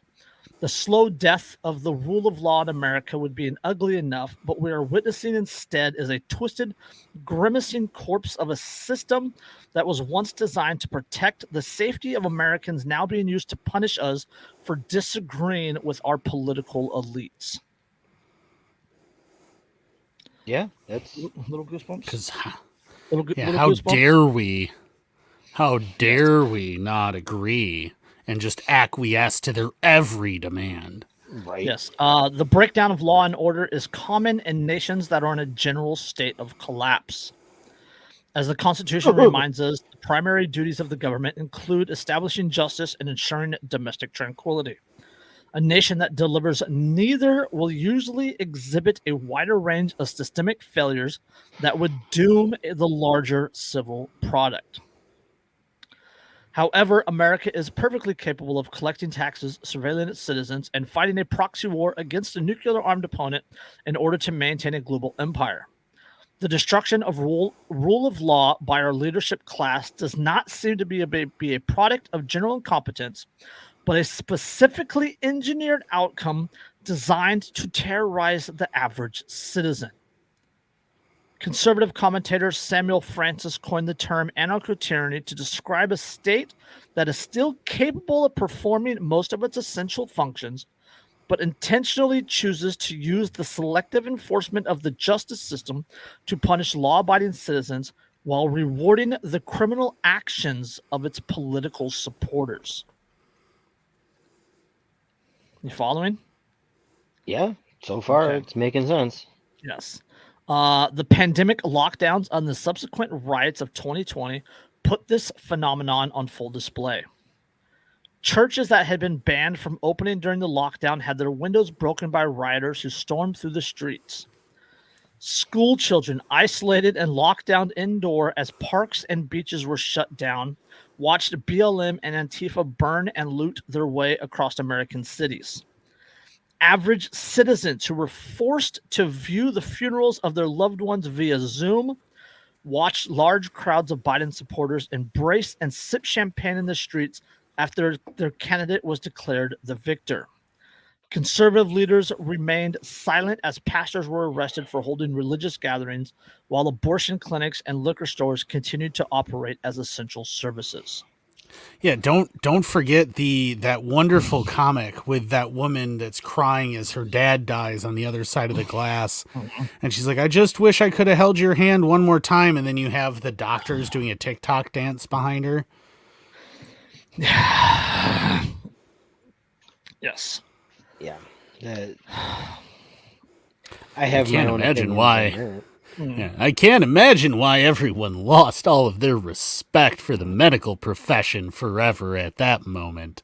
Yes. My lawyer and my employer have advised me not to give my opinion Oh, hold on on. this matter. Hold on. Slow your blood pressure down because the article following this. I'm going to put my gun away. Trust me. Trust me. Oh, we are so getting droned. I'll be right back. I'm going to put my gun away. Sadly, this phenomenon is nothing new. In the original piece on anarcho-tyranny, Francis recalled stories of police officers arresting shop owners who armed themselves with the intent of protecting their stores during the Los Angeles riots of '92. The same officers who arrested law-abiding citizens who intended to exercise a constitutional right to protect their property studiously avoided confronting rioters, even going so far as to pass by stores that were actively being looted. I mean, Kristallnacht, anybody? Yes. Dave, to answer that or to respond to what you said there, your lawyer and employer were pissed at your opinion on all that stuff. Mm-hmm. I work in the healthcare field, if you weren't necessarily aware of that. And let's just say that my opinions were not allowed to be voiced as long as I was wearing anything that could or there was any way anybody in the near vicinity was able to tie my affiliation back to said facility. Yes. The application of the justice system in the United States is so laughably corrupt and nakedly political that it would make the director of a banana republic plush. Federal agencies regularly collude with the media giants and tech companies to interfere with the American elections, but refuse to provide the most basic level of safety and security for the citizens they theoretically serve. Again, this is They don't serve shit. what did we bring up? What did we bring up right when we were talking about like where you see this shit, right? We brought up Venezuela, we brought up Cuba, we brought up like banana republics. This is what we're talking about right here. This is it. Right here, guys. Yep. Okay. So to this point, we've talked about the Bundy situation, right? The lead up to that, right? What happened during it, and then the government's failures after it, right? We've gone from that. Now, we talked about this piece from Oren McIntyre about anarcho tyranny and how the government is purposely failing to enforce the law blindly, right? Blindly meaning balanced. Yep. Right. Because justice is supposed to be blind. She ain't blind. She ain't even cross-eyed anymore.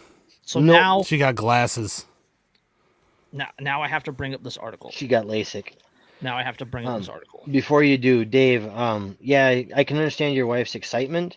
The facility I work at is probably one of only two within about 100 miles that don't have mandates in place. We still have masks in medical facilities by mandate.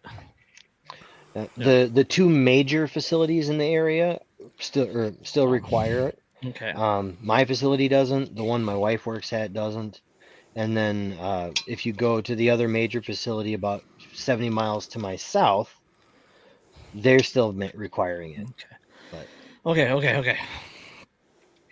This is out of Time to get angry. This is out of Alameda County, right? Alameda County is here in California. It's Oakland, Richmond. Yep, it's not too far from you. It's 25, 30 miles west of me. I can't read the headline, but oh Lord, Jack in the chat. I ain't reading it, but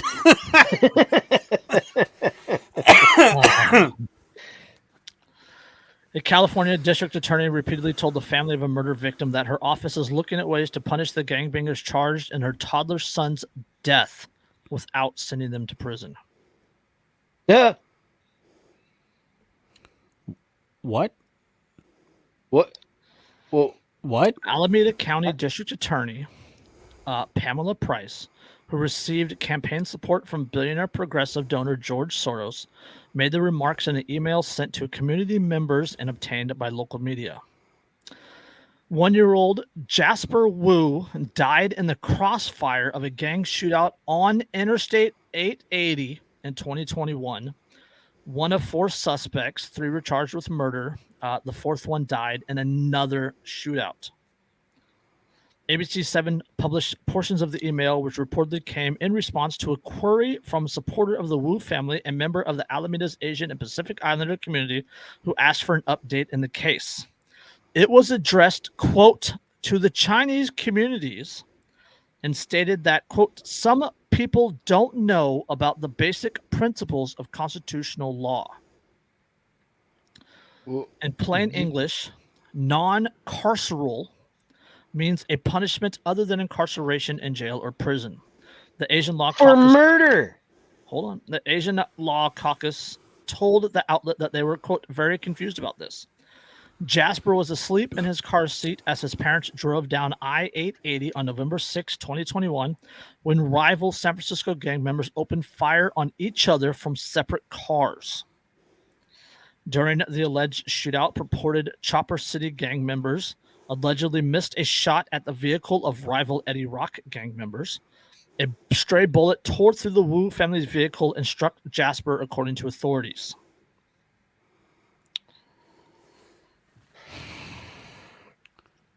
I cannot even imagine what that family went through. Me neither, but I agree with what Jason just said, although I can't read it on the air. Price's office did not immediately respond to a request for comment from Fox News.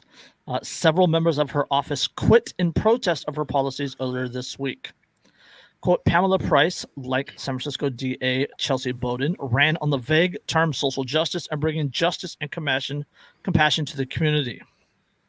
How is it compassionate to not make sure that people who murdered or committed manslaughter on this innocent child don't see the inside of a fucking dark hole at a minimum? I have a better idea we'll get of to that. compassionate justice. I'm absolutely with you, Andrew. I'm with you, and that's why I'm with Schaller's comment there. I'm with that.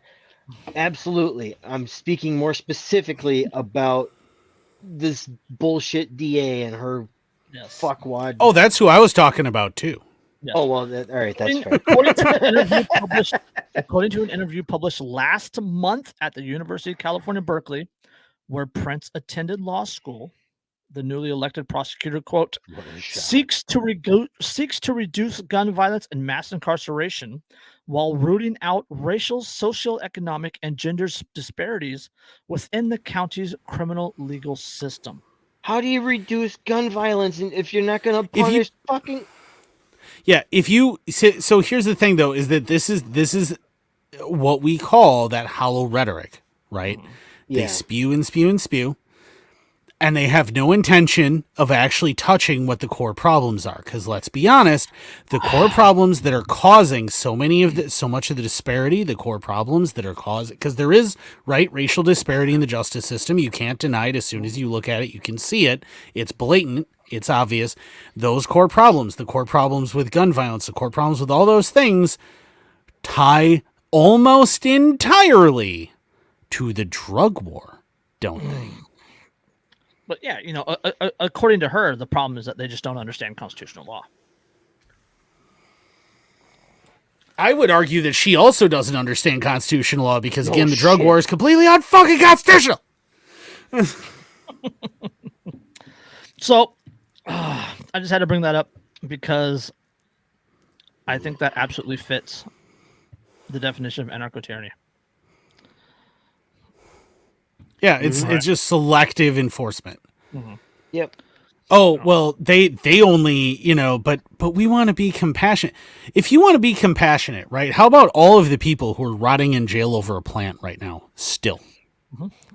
Yep. How about all of the people who are rotting in jail because they hurt no one but themselves? Mm-hmm. And other consenting adults who agreed knowing that they would probably be hurt by something. That doesn't matter. That doesn't matter. They don't care if there's no victim. They don't care about your morals. They don't care about your values. They don't care about your beliefs. They don't necessarily even care about your skin color, about your religion, about your gender, about your preferred pronouns. They don't care about any of that. They only care is if you're on their team or not. Yep. Look at January 6th. Look at the protest. Oh, yeah. They just released another 1,000 indictments. They just released another. They're going after another 1,000 people for a spicy unguided tour. It wasn't even unguided in most cases. It was guided. Okay, unscheduled tour. It was an unscheduled tour. They just convicted a guy for posting a meme on social media in 2016, which was done in the opposite as well. One of their people did the exact same meme for the right and had zero consequences. David Hogg had a tweet about signing up to vote via text. Yep. All right. They're not going to go after and David that's- Hogg. They're not going to go after David Hogg. Right. No, and he's a useful idiot. Nothing. So that was Mackey was posted that meme in 2016. Right. They didn't go after him when Trump was president. Yep, they Right? waited until Biden was. Yes. Because it was political. Until Joe, if you don't vote for me, you ain't black, Biden showed up. Yes.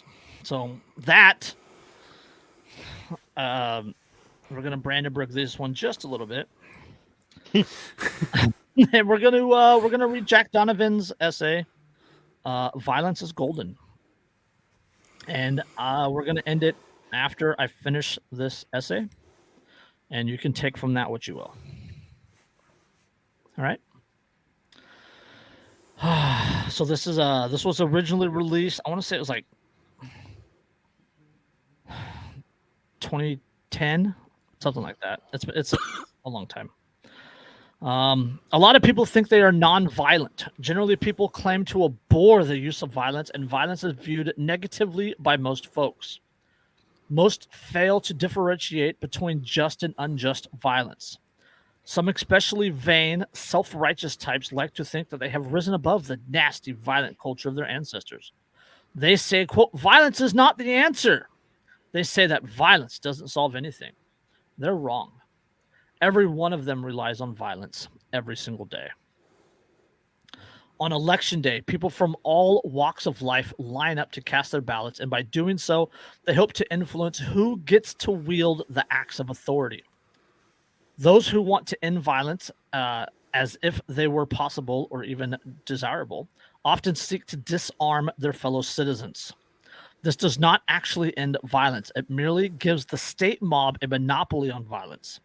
This makes you, quote, safer so long as you don't piss off the boss. Remember, this is political violence. Mm-hmm. All governments, left, right, or other, are by their very nature coercive. They have to be. Order demands violence. A rule not ultimately backed by the threat of violence is merely a suggestion. States rely on laws enforced by men ready to do violence against lawbreakers. Every tax, every code, every licensing requirement demands an escalating progression of penalties that, in the end, must result in the forcible seizure of property or imprisonment by armed men prepared to do violence in the event of resistance or noncompliance. Every time a soccer mom stands up and demands harsher penalties for drunk driving or selling cigarettes to minors or owning a pit bull or not recycling, she is petitioning the state to use force to impose her will. She is no longer asking nicely. The visibility of every family law, gun law, zoning law, traffic law, immigration law, import law, export law, financial regulation depends on both the willingness and the wherewithal of the group to exact order by force. When an environmentalist demands that we, quote, save the whales, he or she is in effect making the argument that saving the whale is so important that it is worth doing harm to humans who harm whales. The peaceful environmentalist is petitioning the Leviathan to authorize the use of violence in the interest of protecting leviathans. If state leaders were to agree and express that it was indeed important to, quote, save the whales, but then decline to penalize those who bring harm to whales or decline to enforce those penalties under the threat of violent police or military action, the expressed sentiment would be meaningless gesture. Those who wanted to bring harm to whales would be free to do so, as it is said, with impunity, without punishment. Without action, words are just words. Without violence, laws are just words. Violence isn't the only answer, but it is the final answer. One can make moral arguments and ethical arguments and appeals to reason, emotion, aesthetics, and compassion. People are certainly moved by these arguments, and when sufficiently persuaded, providing, of course, that they are not excessively inconvenienced, people often choose to moderate or change their behaviors. However, the willful submission of many inevitably creates a vulnerability waiting to be exploited by any one person who shrugs off social and ethical norms. If every man lays down his arms and refuses to pick them up, the first man to pick them up can do whatever he wants. Peace can only be maintained without violence so long as everyone sticks to the bargain. And to maintain peace, every single person in every successive generation, even after the war is long forgotten, must continue to agree to remain peaceful forever and ever. No delinquent or upstart may ever ask, or else what?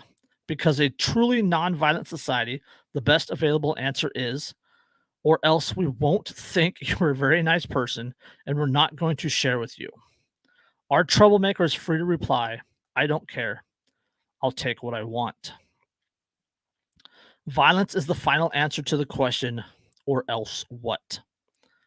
Violence is the gold standard, the reserve that guarantees order. In actuality, it is better than a gold standard because violence has universal value. Violence transcends the quirks of philosophy, religion, technology, and culture. People say that music is a universal language, but a punch in the face hurts the same no matter what language you speak or what kind of music you prefer. If you are trapped in a room with me and I grab a pipe and gesture to strike you with it, no matter who you are, your monkey brain will immediately understand, or else what? And thereby a certain order is achieved. The practical understanding of violence is as basic to human life and basic order as it is to the idea that fire is hot. You can use it, but you must respect it. You can act against it, and you can sometimes control it, but you can't wish it away. Like wildfire, sometimes it is an overwhelming, and you won't know what is coming until it is too late. Sometimes it is bigger than you. Ask the Cherokee, the Inca, the Romanovs, the Jews, the Confederates, the barbarians, the Romans. They all know, or else what? The basic acknowledgement that order demands violence is not a revelation, but to some it may seem like one. The very notion may make some people apologetic, and some will fiercely attempt to dispute it with all sorts of convoluted and hypothetical arguments because it doesn't sound very nice. But something doesn't need to be nice in order for it to be true. Reality doesn't bend over to accommodate fantasy or sedimentary. Our complex society relies on proxy violence to the extent that many average people in private sector can wander through life without really having to understand or think deeply about violence because we are removed from it. We can afford to perceive it as a distant, abstract problem to be solved through high-minded strategy and social programming. When violence comes knocking, we simply make a call and the police come to stop the violence. Few citizens really take the time to think that we are essentially doing is paying an armed band protection money to come and do orderly violence on our behalf. When those who would do violence to us are taken peacefully, most of us don't really make the connection. We don't even assert ourselves that the reason a perpetrator allows himself to be arrested is because the gun on the officer's hip, or the implicit understanding that he will eventually be hunted down by more officers who have the authority to kill him if he is deemed a threat. That is, as he is deemed, a threat to order. There is something like 2.5 million people incarcerated in the United States. Over 90% of them are men. Most of them did not turn themselves in. Most of them don't try to escape at night because there's someone in a guard tower ready to shoot them. Many are, quote, non-violent offenders. Soccer moms, accountants, celebrity activists, and free-range vegans all send in their tax dollars and by proxy send billions and billions to feed armed government that maintains order through violence. It is when our ordered violence gives way to disordered violence, as in the aftermath of a natural disaster, or, the 2020, that we are forced to see how much we rely on those who maintain order through violence.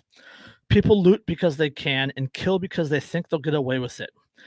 Dealing with violence and finding violent men who will protect you from other violent men suddenly becomes a real and pressing concern.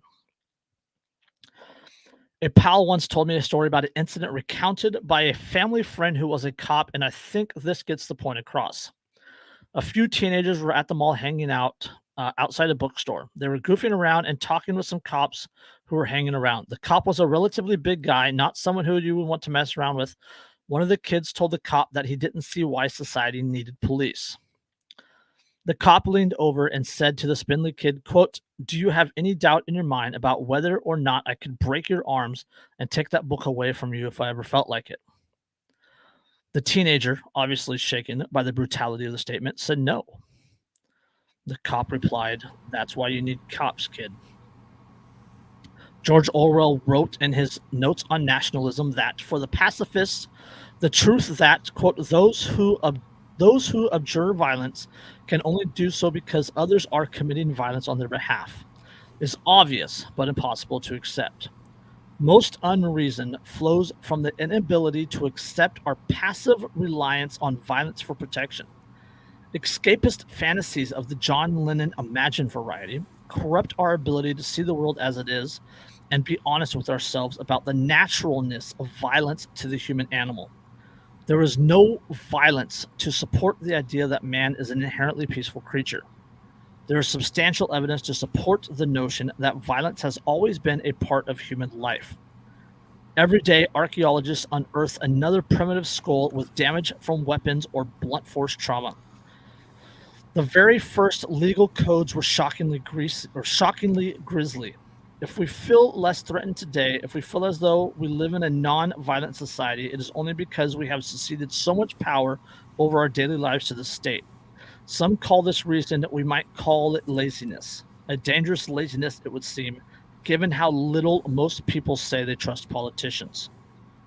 Violence doesn't come from movies or video games or music. Violence comes from people. It's about time that people woke up from their 1960s haze and started being honest about violence again. People are violent, and that's okay. You can't legislate it away or talk your way around it. Based on the available evidence, there's no reason to believe that world peace will ever be achieved or that violence can ever be stopped. It's time to quit worrying and learn to love the battle axe. History teaches us if we don't, someone else will. A fucking men. Amen to that. Yes. So, I don't know. I had to read that.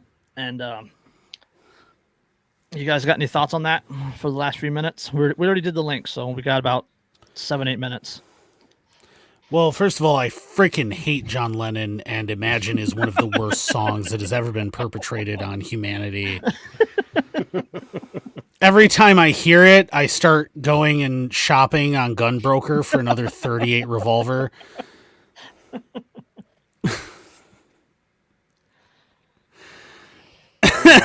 Boy, he imagined. Unfortunately, violence had other things to say. But that is the core, right, of one of the things that we talk about on the show all the time. That is one of those things that we bring up constantly. Violence, naked force, has changed more in the history of the world than any amount of protesting, voting, whining, crying, and arguing ever has. If you just want to be left alone and that is your goal, you will lose. Mm-hmm. You have already lost. Mm-hmm. Yep. Ask Ruby Ridge, Waco. Right? Yep. There's thousands of stories of people that said, "I just want to be left alone," and tried to escape. Right? Escapism. It doesn't matter. It doesn't matter if you don't have the capacity and the willingness to say no. There will always be men with guns Mm-hmm. who want to enforce their will or the will of their handlers upon you. Yep. And they will always be willing to do it with absolutely no regard. River Dave, that's another perfect example. That's another River Dave. That's a perfect example. Like River Dave, living in a cabin that he built himself in the woods in the middle of nowhere. Right? Just fine by himself. Left the world alone. Didn't have any issue with the world. Didn't cause any trouble. What'd the state do? Everything they could to fuck with him. To just want to be left alone is a worthy goal. A worthy goal. And it is one that we all seek. However, in order to reach that goal, What are you willing to do?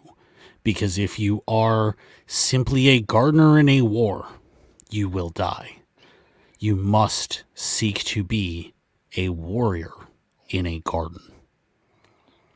Because unless you are willing, you are willing to enact violence of action swiftly and dramatically in response to threat, you are simply a sheep waiting for slaughter.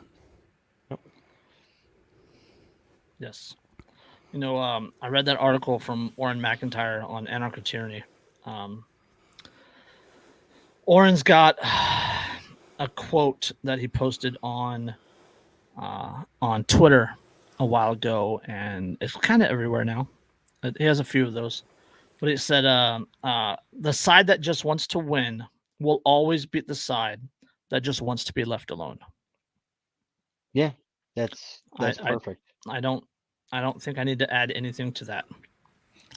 Yeah. No, this is why libertarians will never win. Yeah, you cannot hope, right? World peace is a lofty goal, but an unachievable one, and it is time that you acknowledge it. Being left alone is a wonderful goal, but it's an impossible one, and it's time that you acknowledge it. What you need to seek to do is to make everyone leave you alone. Yep. Dave has a good comment here. He says, "I feel like all of American history is a story of people wanting to be left alone, and courts and governments, ours and theirs, not wanting that." Yes. Exactly. That's human history, as Jackson. The people that want to control you, the governments that want to control you, the people that want to control you, the elitist, the B-pigs that want to control you, they don't care about what you believe. They don't care about your desires. They don't care about your intents.